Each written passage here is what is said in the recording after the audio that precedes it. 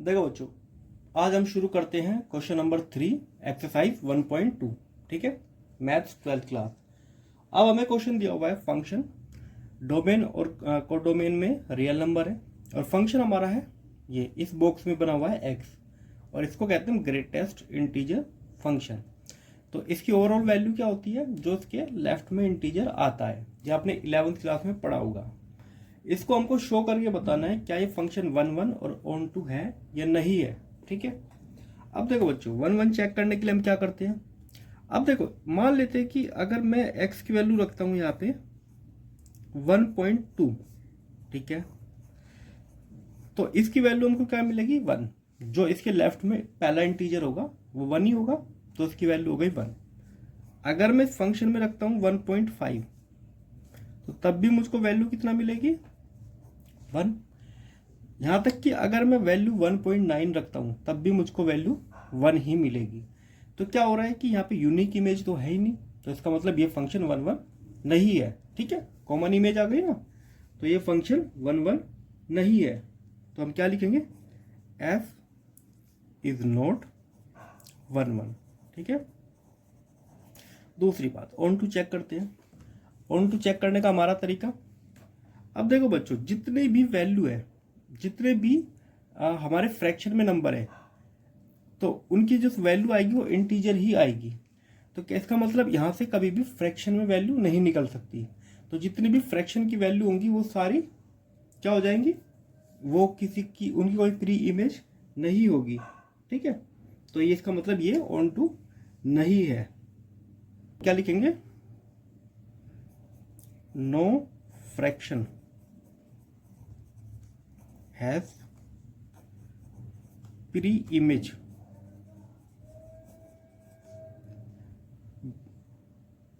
इन domain. ठीक है, इसका क्या मतलब है, देखो बच्चों कभी भी इससे बाहर हमेशा इंटीजर ही वैल्यू हमको मिलेगी, कभी भी हमको जो फ्रैक्शन में वैल्यू है वो नहीं मिलती। तो इसका मतलब रियल नंबर में जो फ्रैक्शन है वो कभी भी हमारे नहीं आएंगे। तो इसका मतलब ये ऑन टू फंक्शन नहीं है। ठीक है, अब बात करते हैं क्वेश्चन नंबर 4 की। रियल नंबर से real number, domain codomain, function हमारा मोड में एक्स है। चेक करके बताना है क्या ये 1 ऑन टू है ये नहीं है। तो अगर यहाँ पे मैं रखता हूँ वैल्यू -1 तो मुझको वैल्यू मिलती है +1। अगर वैल्यू +1 रखता हूँ तो मुझको मिलती है 1। तो कॉमन हो गई ना इमेज। तो f इज नॉट 1। ठीक है, दूसरी बात y equal to mod x. ठीक, अब y की वैल्यू हमेशा क्या आएगी, पॉजिटिव। तो y की वैल्यू जितने भी रियल नंबर में नेगेटिव है वो सभी क्या हो जाएगी, रह जाएगी। तो all negative value belonging to codomain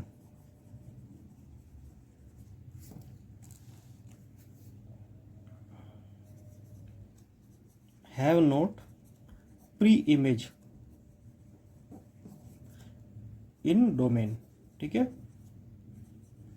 तो f is not onto, तो ये हमारा ऑन टू नहीं होता। ठीक है बच्चों, तो ये फंक्शन हमारा ऑन टू नहीं होता क्योंकि y की वैल्यू कभी भी हमको नेगेटिव नहीं मिलेगी। तो अब बढ़ते हैं अपने क्वेश्चन नंबर 5 की तरफ।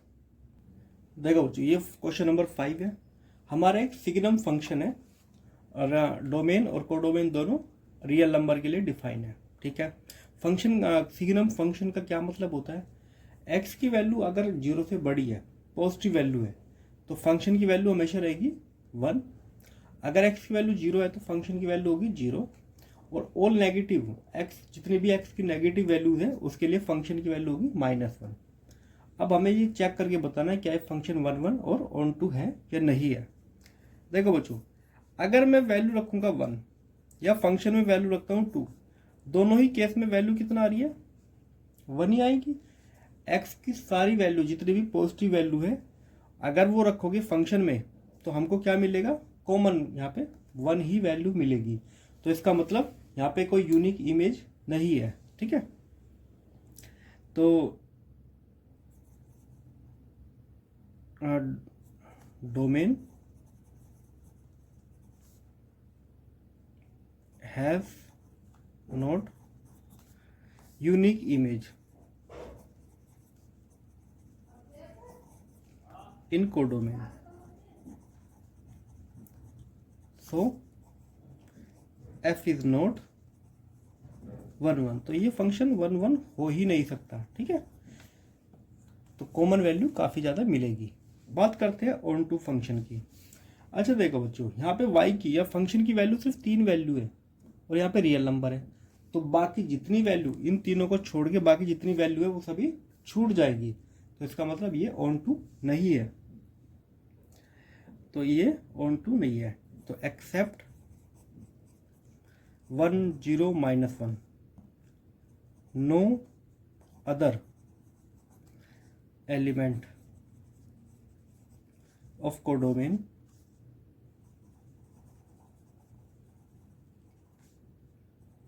Of f has any image या प्री इमेज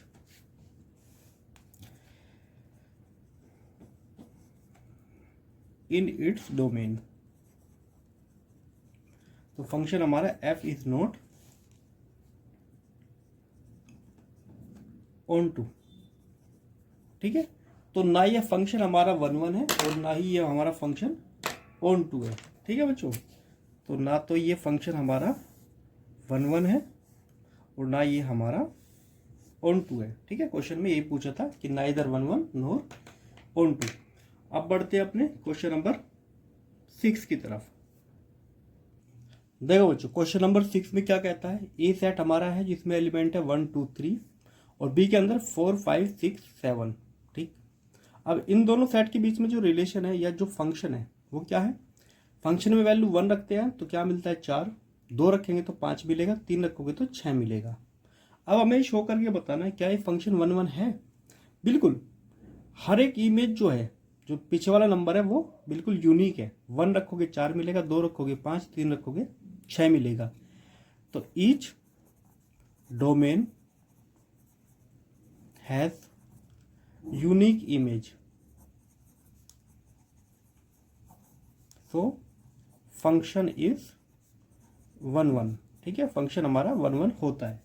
अगर मान लो इसको हमको एरो डायग्राम की फॉर्म में दिखाना है तो बिल्कुल दिखा देंगे हम। हमारे पास ये हो गया सेट ए और ये हो गया हमारे पास सेट बी, ए बी। इसके अंदर एलिमेंट है 1 2 3 और इसके अंदर 4 5 6 7। तो जैसे हम वैल्यू रखते हैं 1, हमको 1 पे क्या मिला है 4, ठीक है। 2 रखने पे हमको मिला है 5 और 3 रखने पे मिला है 6, ठीक। तो एक से एक ही एरो निकल रहा है, ठीक। तो 1 एक ही एक एरो निकल रहा है, तो ये फंक्शन क्या हो गया 1 1, ठीक है। तो 1 1, पर ये फंक्शन ऑन टू नहीं है। हमसे क्वेश्चन में पूछा नहीं है, पर फिर भी जो 7 है वो छूट गया है, तो इसका मतलब कोडोमेन में एक एलिमेंट छूट गया है, तो इसलिए वो ऑन टू नहीं है। पर हमसे सिर्फ 1 1 के बारे में पूछा है, तो हम सिर्फ यहाँ तक ही क्वेश्चन को छोड़ देंगे, ठीक है बच्चों। तो बढ़ते अब अगले क्वेश्चन की तरफ, क्वेश्चन नंबर 7। देखो बच्चों, ये जो क्वेश्चन है इसको बहुत ध्यान से देखना है।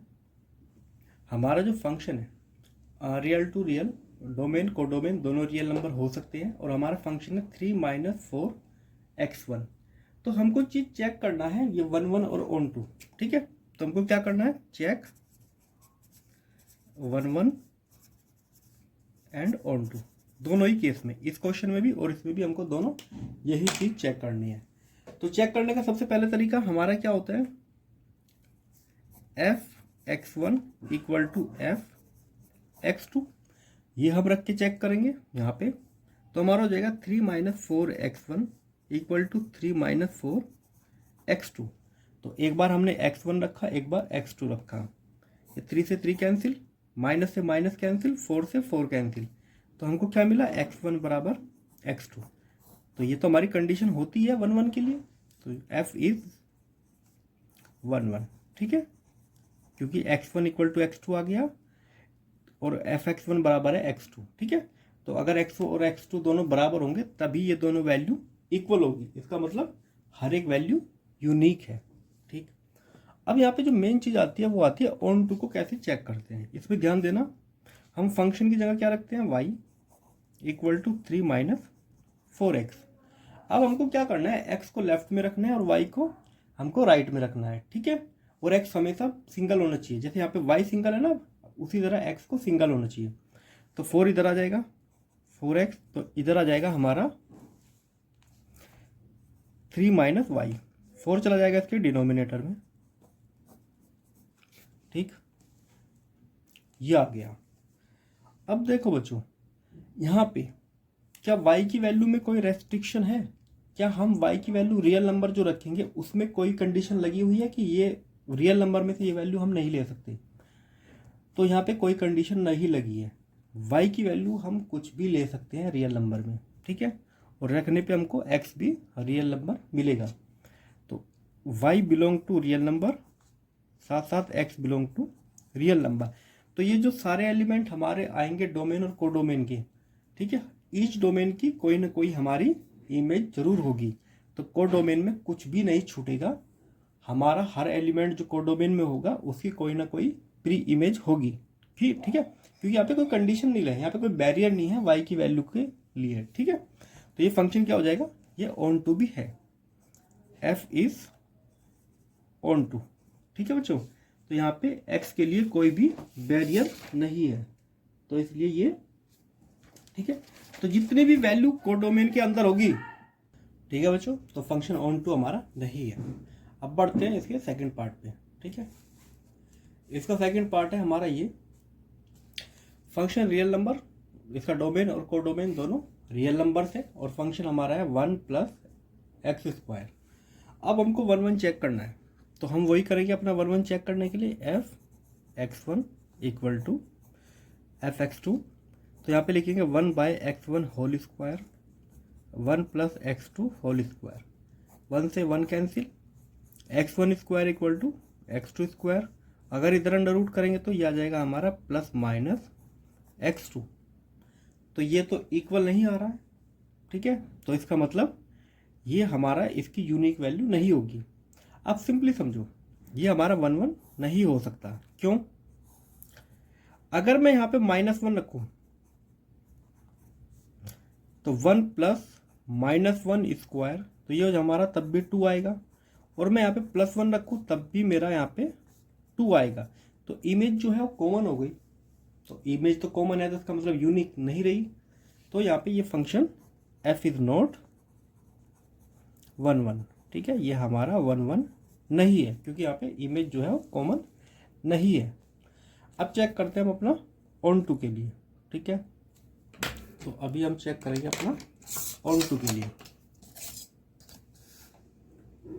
ये हो गया हमारी बीच में लाइन, ठीक। तो हम क्या करेंगे, y equal to 1 plus x square मानेंगे, ठीक। 1 इधर आ जाएगा और इसके पास चला जाएगा अंडर रूट, तो x की वैल्यू आ गई अंडर रूट y माइनस 1।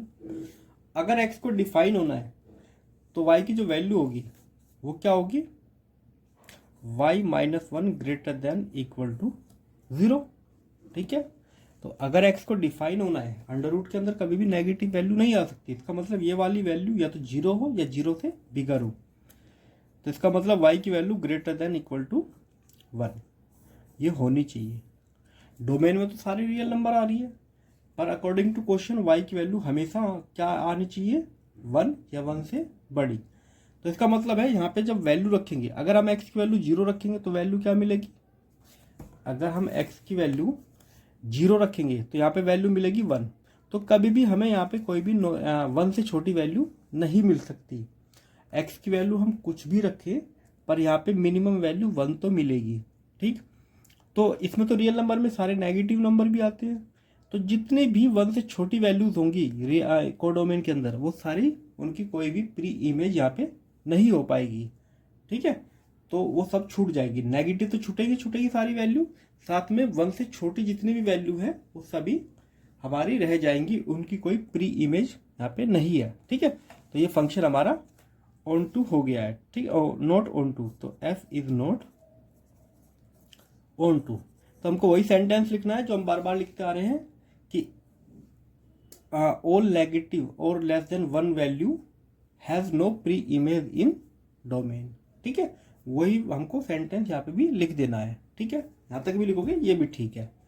ठीक है बच्चों, तो ये था हमारा क्वेश्चन नंबर 7। ठीक, अब मिलते हैं हम अगली वीडियो में, मिलेंगे क्वेश्चन नंबर 8 को लेके, 8, 9, 10। ठीक है, तो इस वीडियो में अभी इतना ही। आपको अगर इसमें किसी में भी डाउट है तो हमसे कमेंट में पूछ सकते हैं। ठीक है, उसकी मैं इस अलग से वीडियो बना के आपको समझा दूंगा। ठीक है, तो बच्चों मिलते हैं अपनी अगली वीडियो में।